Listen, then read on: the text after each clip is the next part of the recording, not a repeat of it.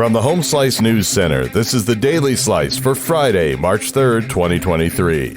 I'm D. Ray Knight. This is what's going on. The Rapid City Legal and Finance Committee on Wednesday approved a resolution expressing opposition to the state's proposed social study standards. In August of 2022, Governor Kristi Noem released a revised proposal for the social study standards in public schools. But the standards have sparked outrage from parents, educators, and even some city council members. The resolution will make its way to the full city council meeting on Monday. The RCPD has released some early 2023 car theft statistics. Amy Rose has the story. Rapid City Police say they have investigated 60 motor vehicle theft cases since the beginning of the year. In a report that covers January 1st through February 15th, police noticed most of those vehicle thefts were the results of thieves having access to keys. Of the 60 reported thefts, 15 were from residences and 14 were on highways, roads, or alleyways. Police also reported the majority of the thefts were reported near the weekend or over the weekend. And of the 60 motor vehicle thefts reported, 35 of them occurred after 12 p.m., compared to 25 that were reported in the first half of the day. The Rapid City Fire Department held a ceremony this week honoring the 20th anniversary of taking over EMS services for the city. The celebration called attention to the increase in ambulances added to the fire department.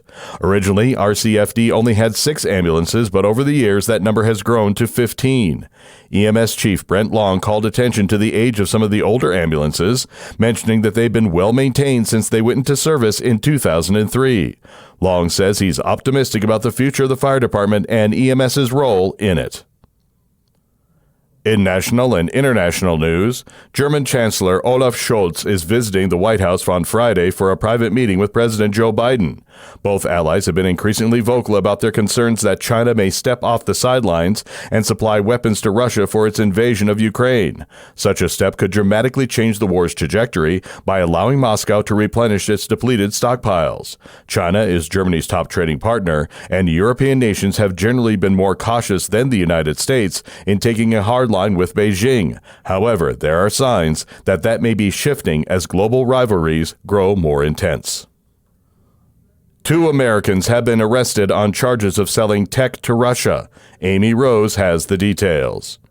The Justice Department has arrested 2 Kansas men on allegations that they illegally exported aviation-related technology to Russia and provided repair services for the equipment. Cyril Gregory Bayanovsky and Douglas Robertson are charged with conspiracy, exporting controlled goods without a license, falsifying and failing to file electronic export information, and smuggling goods in violation of U.S. law. The charges come as the U.S. has drastically ramped up sanctions and financial penalties on Russia since its invasion of Ukraine began on February 24th of 2022. Export controls on the Kremlin are meant to limit access to computer chips and other products needed to equip a modern military.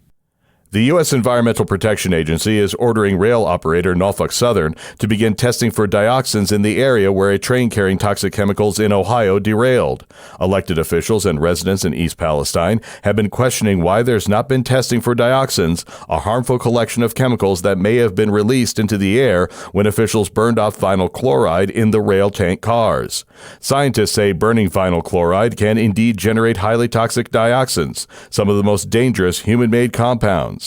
Some say it's important to test for the compounds now.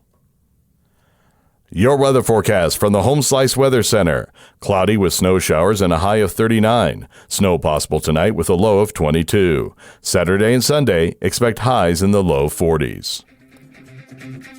And that was your Daily Slice for Friday, March 3rd, 2023. The Daily Slice is a production of the Home Slice Media Group, hosted by D. Ray Knight with Amy Rose. Executive producer Mark Houston. Engineered by Chris Jacquez. I'm D. Ray Knight. Have a great weekend.